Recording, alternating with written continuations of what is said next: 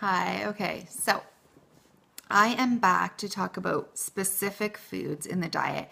And if you haven't seen the first part of this video that I just made on the healthiest healing diet that I believe that any human being on the face of planet Earth can eat, go ahead and watch it. But if you've already seen it, I want to get into a little bit more specifics. Okay, so what to eliminate? First of all, there's tons of elimination diets out there, and I've done them all. And they basically say eliminate sugar, dairy, grains, eggs, nightshades, legumes, and food sensitivities from your IgG food testing. So those are the big ones. So let's just go through those quickly. Sugar, definitely yes, get it out of your diet. You want to have a low sugar diet. You don't want any extra added processed sugar in there. The only sugar that you should be eating should be coming from the foods themselves. Like when you are eating fruit, when you are eating tubers and like sweet potatoes, and when you are eating any grains, if you eat any, which I would eliminate anyways, but you just want natural sugar. You don't want any processed sugar added.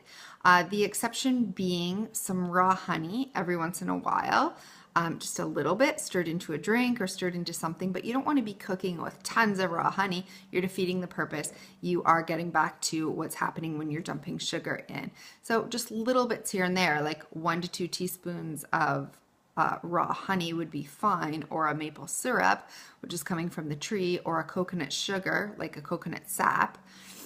Those 3 sweeteners, or a drop or 2 of stevia would be fine. But basically, you want to try to eliminate extra sweeteners. You want to help your taste buds only get used to eating natural sweetened foods, things that are whole, things that are unprocessed. You pick them, you see them, you eat them, they contain sugar. Okay, you've gotten your natural sugar. So exclude sugar from your diet. And that does mean high glycemic foods and high sort of sugar fruits like pineapples and mangoes and all these things, but they do again have their benefits. So I did at one point exclude all fruits from my diet, trying to cut out all forms of sugar, and that didn't work for me. So you do need those sugars, and as long as they're in season, and appropriate amounts, and you're not gorging on them day after day after day, and you're just eating them in season and when they make sense, for a little bit of extra, vitamins and nutrients in a recipe or in a salad or in your soup or in your stew or in a little bit in a smoothie or whatever, and a juice to sweeten it, should be fine. So that's where I stand on sugar. For dairy, most people are sensitive to dairy. So I would go ahead and eliminate it on an elimination diet. But first of all, if you really, really want to know for sure, you should get your food testing done. And I'll go into that in another video as to, I've had tons of different food sensitivity tests done. Cyrex is the best, but I will go through that. But basically, once you get your food panel done, then you can see. Then you can eliminate the things that you should eliminate anyway, even if you're not sensitive to them. And then you can see with those sort of gray areas, am I sensitive to dairy? You should exclude milk or any commercial, unless it's whole, organic, or raw, or unpasteurized anyways, because you're not getting the value and the nutrients out of it anyway.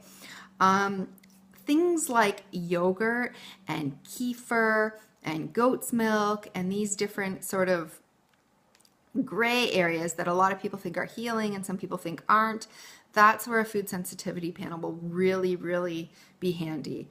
Do you have a sensitivity to goat, cow, casein? And if so, eliminate it, get it out of there. If you don't, and you're one of those people who tolerate it well, then I still wouldn't drink milk. I wouldn't drink any of the commercial products of dairy or cheese or anything like this, but a raw cheese, a raw milk, or kefir, or a homemade yogurt, would be all good choices. Grains, I would go ahead and eliminate them. Grains are terrible. They're absolutely terrible.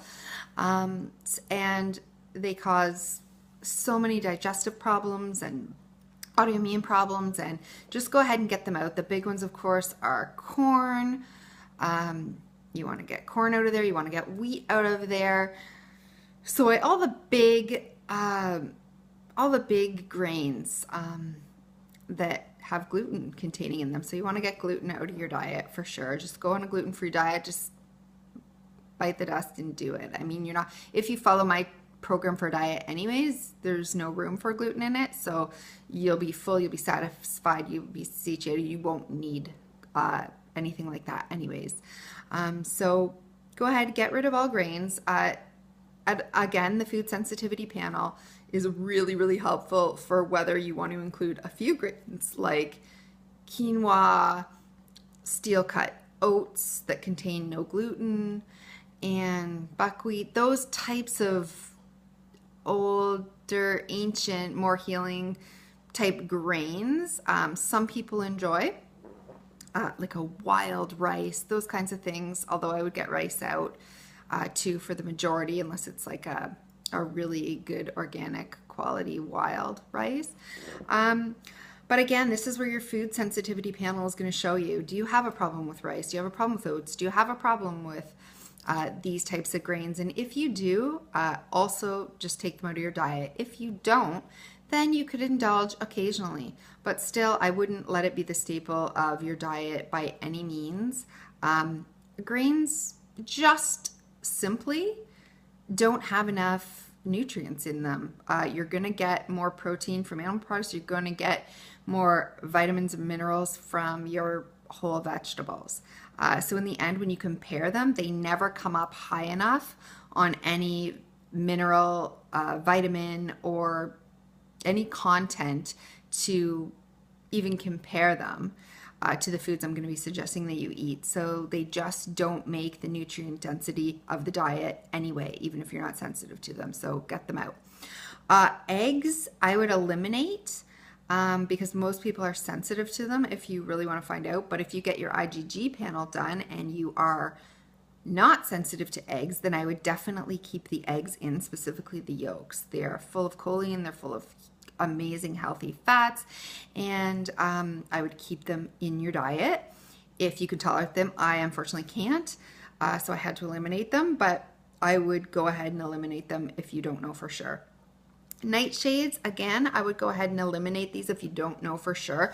They include tomatoes, potatoes, eggplant, and peppers, all peppers, from bell peppers to cayennes and paprikas and all those things. And they cause people inflammation in the body, and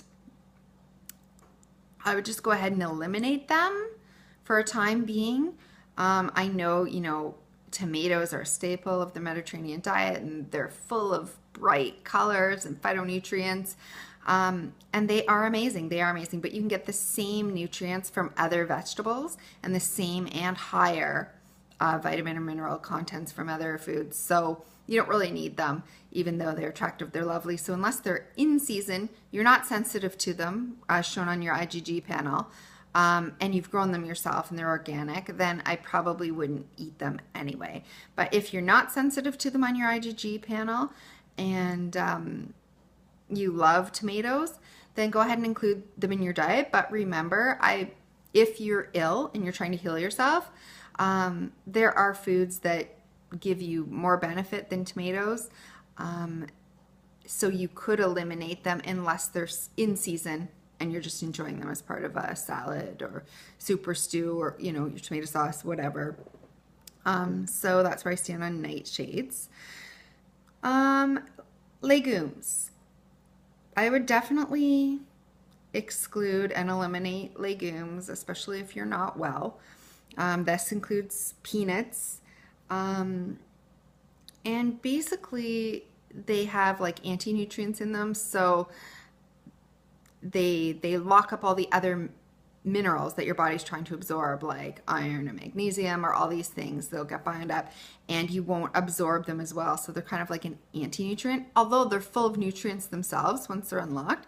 So I would go ahead and use your food sensitivity panel for legumes as well to see what legumes you have a problem with. I would definitely get rid of kidney beans for everybody.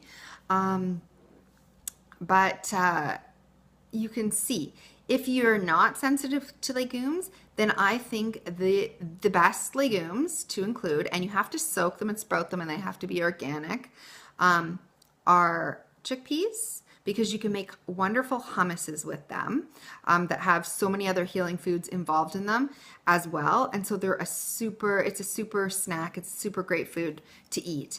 And lentils, once they're soaked and sprouted properly, to some soups and stews. But other than that, I would pretty much get rid of legumes. And again, you really want to verify this with your food sensitivities testing, and that will really tell the tale. And some food sensitivity testing is garbage. Some of it's better than others. Some of it gives you false positives, false negatives, and I'll tell you about sort of how you can make the best reliable decisions with those. But even still, with your food sensitivity testing, I would only be using that for your gray area foods. I would go ahead and eliminate sugar, dairy, grains, nightshades, legumes, and only bring in sort of those gray area foods like eggs, raw, fermented dairy, certain legumes that might be full of nutrients. If you don't have a problem with them, you would eat them all the time because of their anti-nutrient properties, but they can also be really healthy for you if you can tolerate them. And nightshades are a gray area. They're healthy foods, but can you tolerate them? And I would probably get rid of potatoes either way, and just concentrate on sweet potatoes. But that's what you want to do. You want to get rid of all the nasty offenders. You want to make sure none of your food is GMO. It's all organic. It's all whole, unprocessed foods from the earth. And these are the foods that I would eliminate. Well, this is getting a bit long. So I will make a next video on what foods to actually include. So this was foods to eliminate, and the next one will be the foods to actually eat. Okay, stay tuned.